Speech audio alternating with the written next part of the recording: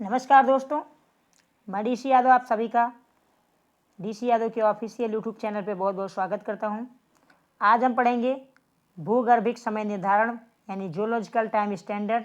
जानेंगे पृथ्वी पर सबसे पहले किस जीव की उत्पन्न हुई, कौन सा जीव उत्पन्न हुआ, किसकी उत्पत्ति हुई, डायनासोर कब आए पृथ्वी पर, ये क्यों विलुप्त हो गए, इसके पीछे क्या कारण था, हाथी जीव कब उत्पन्न हुआ इस पृथ्वी पर, तो इन सब की चर्चा करेंगे। मैंने अपनी पिछली क्लास में चर्चा किया था कि ब्रह्मांड की उत्पत्ति कैसे होती है। उसके बाद ब्रह्मांड आकाशगंगा में डिवाइड होता है, फिर निहारिका में डिवाइड होता है, फिर तारा में, जो वही उसी में एक तारा सूर्य है, फिर ग्रह में, और उसी ग्रह में एक ग्रह है पृथ्वी, जिसका हम अध्ययन करेंगे आज कि पृथ्वी 4.8 अरब वर्ष पहले पृथ्वी जब जन्मी। इसको आप कहीं कहीं 4.6 अरब पाएंगे, लेकिन मैक्सिमम लोगों ने 4.8 अरब स्वीकार किया है, तो हम उन्हीं के आधार पर चलेंगे। जिन लोगों ने हमारी पुरानी क्लास नहीं देखी है कि ब्रह्मांड की उत्पत्ति कैसे हुई, क्या है महाविस्फोट, क्या है बिग बैंग थ्योरी, वो लोग जाके जरूर देखिएगा। तो पृथ्वी का जो जियोलॉजिकल स्टैंडर्ड है, जो समय पीरियड है, उसको सबसे बड़ा जो समय है उसको यूएन में बांटा गया है। उसके बाद महाकल्प, मतलब कई महाकल्पों को मिला के यूएन बना है, जबकि कई कल्पों को मिला के महाकल्प, और वही कई युगों को मिला के कल्प, जबकि कई काल को मिला के युग बना है। तो सबसे छोटा जो समय है उसको काल के रूप में जानते हैं। काल से बड़ा युग होता है अगर कई काल को इकट्ठा कर लिया, जैसे ए बी सी, ये मान लो 3 काल है, तो उसके बाद एक युग आ जाएगा। इसी तरह कई युगों को मिला के एक कल्प बनता है, और कई कल्पों को मिला के एक महाकल्प होता है, और कई महाकल्पों को मिला के एक यूएन होता है।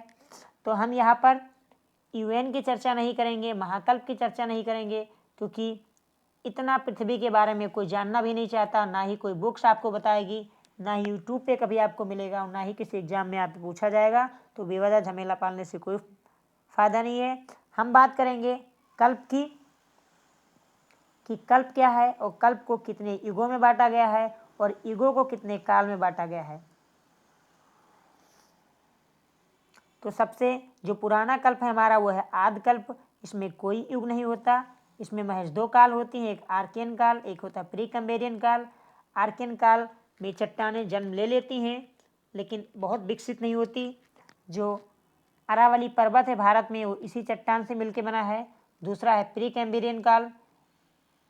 इस काल के जो साक्ष्य हैं वो विंध्य पर्वत है, जो मध्य भारत का पर्वतीय पठार इलाका है, वहाँ पे पाए जाते हैं। और उसके बाद आता है दूसरा जो कल्प है, पैलेयोजोइक कल्प। पैलेयोजोइक कल्प को हम प्राथमिक युग मानते हैं, तो इसको हम, और दूसरा हमारा कल्प है मेसोजोइक कल्प, इसको द्वितीय युग मानते हैं। सेनोजोइक कल्प, इसको तृतीय युग मानते हैं। नियोजोइक कल्प इसको चतुर्थ युग मानते हैं। तो कल्प 5 हैं, आदि कल्प, पैलेयोजोइक, मीसोजोइक, सीनोजोइक और नियोजोइक। अब आदि कल्प के कोई युग नहीं है, जबकि 2 काल हैं। तो आगे हम पढ़ेंगे पैलेयोजोइक, जो प्राथमिक युग है, इसमें कितने काल हैं।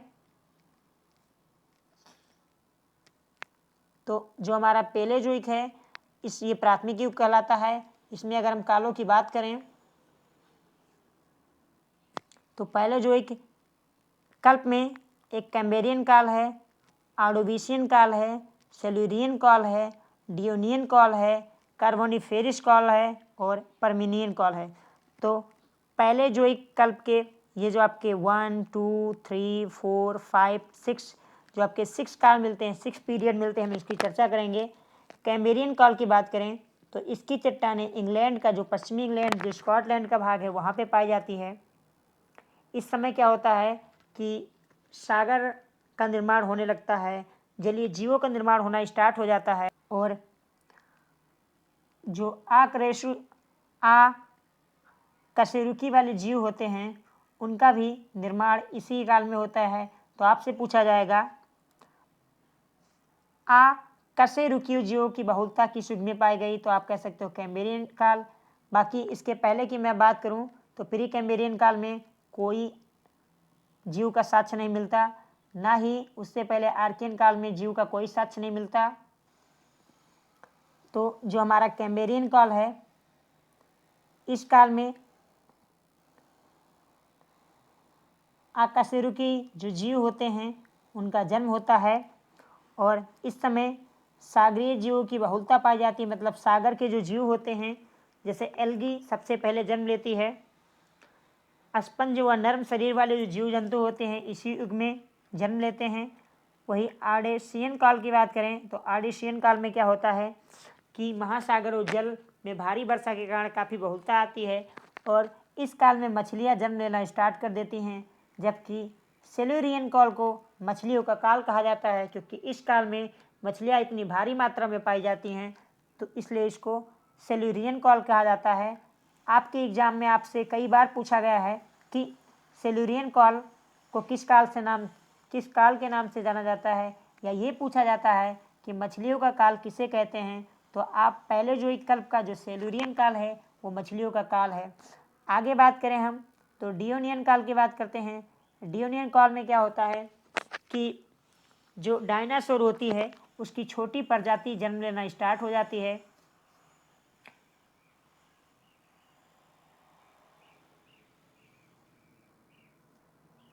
क्षमा चाहता हूँ दोस्तों, आर्डेबिसियन काल में डियोनियन काल में वो डायनासोर की जन्म नहीं स्टार्ट होती है।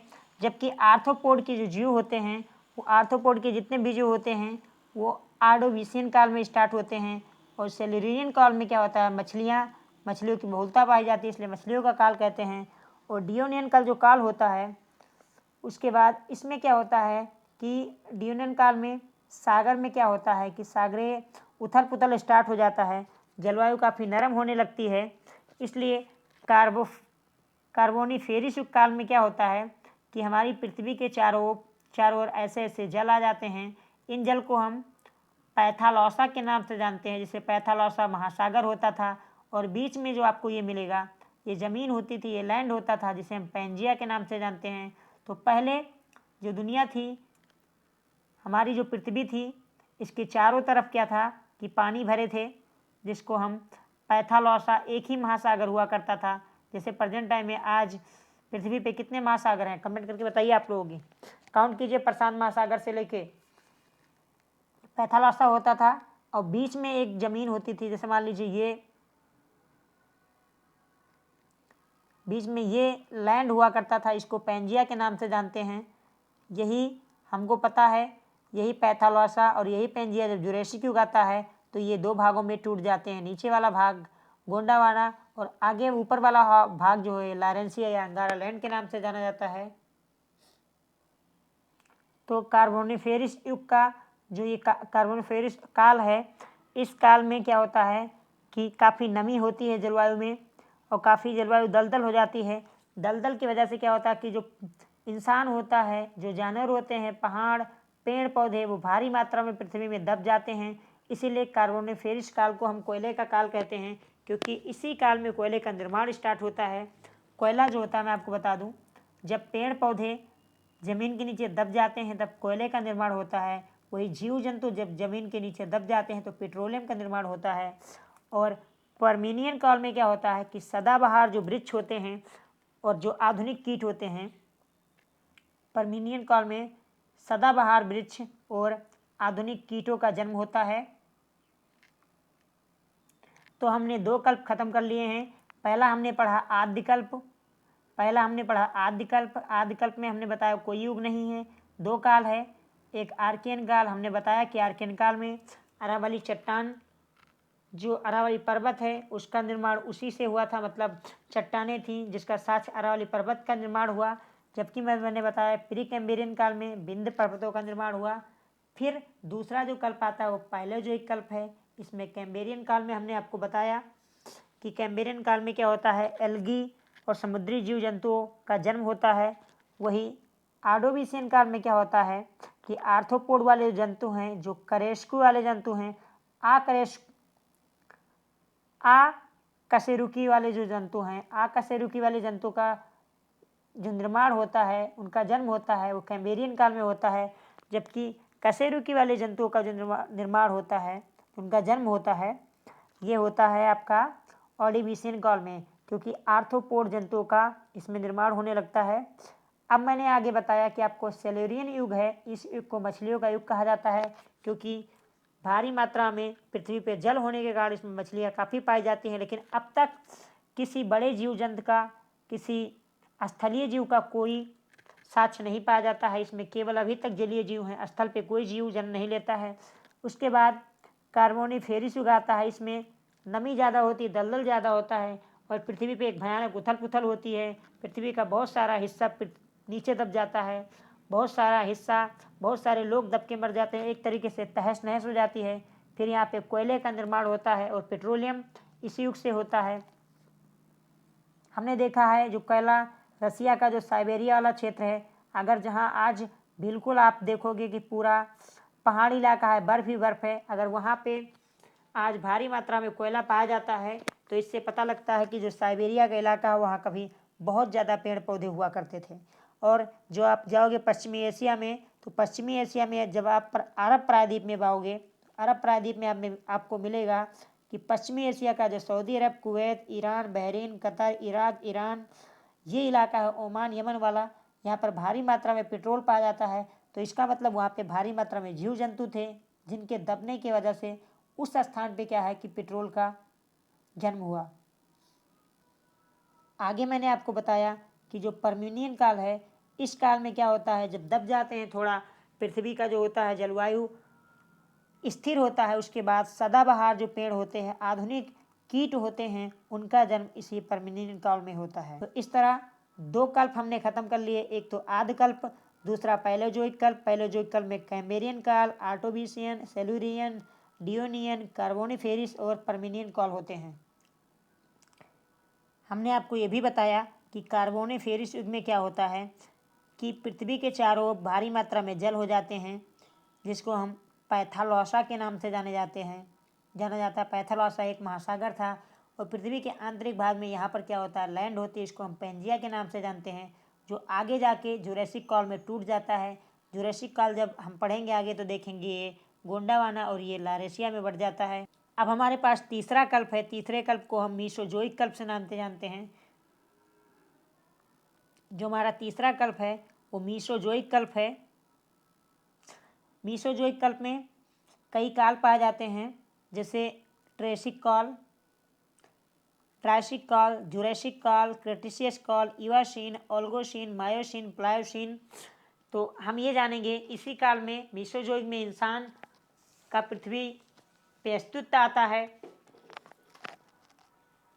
तो ट्रायसिक काल की अगर हम बात करें, पहले काल के ट्रायसिक काल की अगर हम बात करते हैं, तो ट्रायसिक काल में क्या होता है, जलवायु हमने ये देखा कि कार्बोनिफेरस युग के आसपास में भारी मात्रा में बरसात होती है, पूरा पृथ्वी जलमग्न हो जाती है।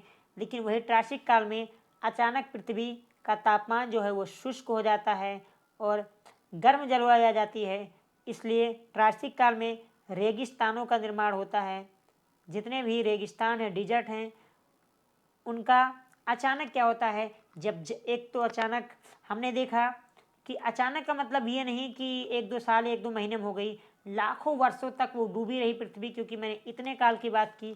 फिर उसके बाद क्या होता है, पृथ्वी पे शुष्क जलवायु आती है तो रेगिस्तान का जन्म होता है। फर्न जो पेड़ पौधे होते हैं, छोटी वनस्पतियाँ अपने आप को ढालने लगती है और पूरा मौसम जो होता है वो सदाबहार हो जाता है। उसका सबसे बड़ा कारण ये है क्योंकि जल के बाद जब शुष्क जलवायु आती है तो जहाँ जहाँ कुछ स्थानों पे जो ऊंचा वाला स्थान होता है, उन ऊंचे स्थानों पे क्या होता है कि रेगिस्तान जन्म लेते हैं। लेकिन इसी समय होता एक जगह यही है कि जो पर्वतीय इलाका होता है वहाँ पे काफ़ी घने जंगल हो जाते हैं, भारी भारी वृक्ष हो जाता है। उसके बाद आता है जुरासिक काल। जुरासिक काल के पहले जो ट्रायसिक काल आपको दिखाई दे रहा है, ट्रायसिक काल में होता ये है कि ट्रायसिक काल में जो डायनासोर होती है उसकी छोटी प्रजाति जन्म लेती है, जबकि यही प्रजाति बाद में जलवायु में परिवर्तन होने के कारण जुरासिक काल को डायनासोर का काल कहा जाता है। तो आपको कुछ चीज़ों का याद रखना है। जैसे मैंने कहा कि सेलुरियन काल जो होता है वो मछलियों का काल है, कार्बोनिफेरस काल है वो कोयले का काल है, वैसे जुरासिक युग जो है ये डायनासोर के लिए है। डायनासोर इस काल में अपने चरम पे होते हैं। इनका पूरा प्रभाव होता है पृथ्वी पर, क्योंकि शुष्क मौसम होने के कारण क्या होता है, पानी की कमी होने लगती है, भोजन की कमी होने लगती है, तो ये अन्य जानवरों को खाना स्टार्ट करते हैं। अब एक सवाल ये आता है सर कि डायनासोर कैसे विलुप्त हो गए हमारी पृथ्वी से? तो ऐसा माना जाता है कि ऊपर से उल्कापिंड पृथ्वी पे गिरा और ये उल्कापिंड इतने बड़े बड़े थे कि इससे डायनासोर हमेशा हमेशा के लिए विलुप्त हो गए। और आपका जो जुरासिक काल होता है, इसी जुरासिक काल में पुष्पीय पौधों की उत्पत्ति होती है। तो आपसे अगर पूछा जाए कि पुष्पीय पौधों की उत्पत्ति किस काल में हुई, तो इनका जन्म जो पुष्प वाले फूल वाले पौधे हैं तो इनका भी जुरासिक काल में होता है। जुरासिक काल हॉलीवुड फिल्मों के लिए बहुत बड़ा धन संपदा का काल है, क्योंकि इस काल से उन्होंने बहुत सारी मूवियाँ बनाई हैं, बहुत सारा परिवर्तन हुआ। तो इस काल में सदाबहार वृक्ष, बड़े बड़े ताड़ के पेड़ एक तरफ छोटे छोटे फन की वनस्पतियाँ आ जाती हैं, फूल वाले पौधे आ जाते हैं, बड़ा सा जानवर डायनासोर की उत्पत्ति होती है पूरी पृथ्वी पे। जबकि अगला जो हमारा काल है जिसको हम क्रिटेशियस काल के नाम से जानते हैं, एक्चुअली इस काल में क्या होता है, इस काल में बड़े बड़े उल्कापिंड पृथ्वी पे आके गिरते हैं, बड़े बड़े उल्कापिंड पृथ्वी के आके मिलते हैं, गिर जाते हैं, जिससे बहुत सारी वनस्पतियाँ हमेशा हमेशा के लिए समाप्त हो जाती हैं। जबकि डायनासोर जैसी प्रजाति, इतनी बड़ी प्रजाति उल्कापिंड गिरने के कारण इस पृथ्वी से हमेशा के लिए विलुप्त हो जाती है। अगर आपसे कोई पूछता है कि जुरासिक काल में क्या है, जुरासिक काल में होता ये है कि जुरासिक काल में पृथ्वी पर डायनासोर की उत्पत्ति होती है। वैसे ट्रासिक काल जो है यहीं से डायनासोर उत्पन्न होने लगते हैं, लेकिन जुरासिक काल में डायनासोर की बड़ी प्रजातियां उत्पन्न होती हैं। बाद में जो क्रिटेशियस युग है इसमें ये समाप्त हो जाते हैं उल्कापिंड। जो जुरासिक काल है ये आल्प्स पर्वत है, आल्प्स पर्वत की एक श्रेणी है जूरा पर्वत, उसके नाम पे इसका नाम दिया गया है।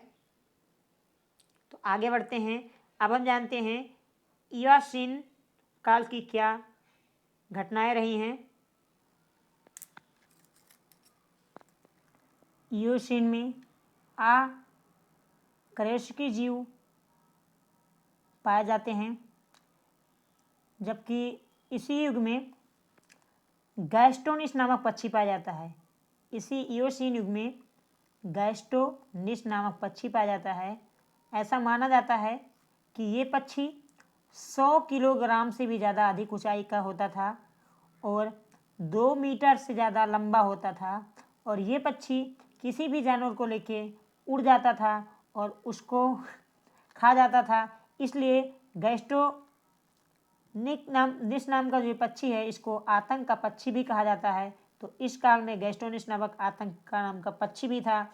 और इस काल में होता क्या है कि जो ऊपर वाला ये लॉरेंसिया लैंड है ये टूटकर उत्तरी अमेरिका, यूरोप, ग्रीनलैंड में बदल जाता है।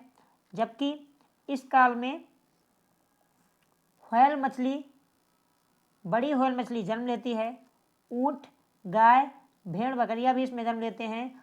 और इयोसीन काल को हम सांपों का काल कहते हैं। इस काल को हम सांपों का भी काल कहते हैं, क्योंकि इयोसीन युग में भारी मात्रा में सांपों का जन्म हुआ। तो सांप सबसे पहले इयोसीन काल में ही आया, इसलिए इसको सांपों का काल भी कहा जाता है, क्योंकि इयोसीन युग में बड़े सांप थे। अगर इन सांपों को बात की जाए तो इयोसीन युग में 10-10 मीटर के सांप हुआ करते थे, जो आप फिल्मी हॉलीवुड मूवियों में या भारत के कुछ मूवियों में दिखाया जाता है। खूब बड़े बड़े सांपों के चित्र जो आपको दिखाई देते हैं। तो इयोसीन युग में काफ़ी मात्रा में सांप थे, व्हेल का भी इसमें जन्म होता है। और गैस्टोनिस नामक की जो पक्षी होती थी, हमने कहा कि 100 किलो वजन होता था, वो इन्हीं सांपों का शिकार करते थे। इस युग में कुछ भाग क्या होता है, गोंडावाना का कुछ भाग टूटकर सीधा यह अंटार्कटिका बन जाता है, जबकि अन्य भाग उत्तर की तरफ चले जाते हैं और टेथस सागर जो होता है उसका अस्तित्व खत्म हो जाता है। जबकि ओलिगोसीन में, जो ओलिगोसीन है, इस समय महान हिमालय जो हमारा है, इस महान हिमालय का जन्म होता है। जैसे हमने कहा कि इवासीन में क्या होता है, टेथिस सागर खत्म हो जाता है और ओलियोसीन में महान हिमालय का जन्म होता है, जबकि मायोसीन में मध्य हिमालय का, जबकि और प्लायोसीन में जो शिवालिक हिमालय है उसका जन्म होता है।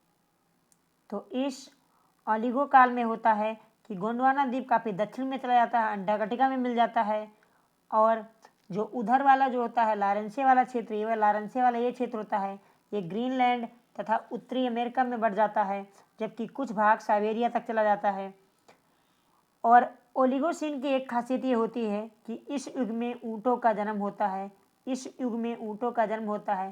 तो अगर ऊँटों का काल की बात की जाए तो ऊँटों का काल जो होता है ओलिगोसीन होता है। सांपों का काल जो होता है इयोसीन होता है। डायनासोर का काल जुरासिक काल होता है। कोयला का काल कार्बोनिफेरस होता है। सेलोरीन जो होता है वो मछलियों का काल होता है, मैं आपको ऑलरेडी बता चुका हूँ। और मैंने आपको बताया कि इस काल में क्या होता है कि अब ओलिगो काल में महान हिमालय का जन्म होता है। और मायोसीन में क्या होता है, हिमालय की एक और बीच में जो होता है मध्य हिमालय का जन्म होता है। और उसके बाद प्लायोसीन में शिवालिक हिमालय का, क्योंकि गोंडवाना वाला का क्षेत्र जो होता है ये कुछ क्षेत्र तो ऊपर की तरफ चला जाता है, जबकि नीचे वाला क्षेत्र पानी में जलमग्न हो जाता है और कुछ अंटार्कटिका तक फैल जाता है। अभी हाल में ही 8वें महाद्वीप की खोज हुई है, न्यूजीलैंडिया के नाम से जिसको जानते हैं, आप लोग जानते होंगे। तो दोस्तों आज हम अपनी क्लास यहीं पे ख़त्म करते हैं, क्योंकि मुझे ऑफलाइन क्लास लेना है। तब तक के लिए आप सभी को जय हिंद। और अब हम मायोसीन से अपनी क्लास पुनः कल स्टार्ट करेंगे, क्योंकि अब 4 बजे से मेरी क्लासेज है तो मैं अभी काम नहीं कर सकता हूँ, मुझे ऑफलाइन क्लास लेना है। तब तक के लिए आप सभी को बहुत बहुत धन्यवाद वीडियो देखने के लिए। खुश रहिए, मस्त रहिए, हंसते रहिए, हंसाते रहिए और जी जान लगा के पढ़ाई कीजिए दोस्तों। जय हिंद।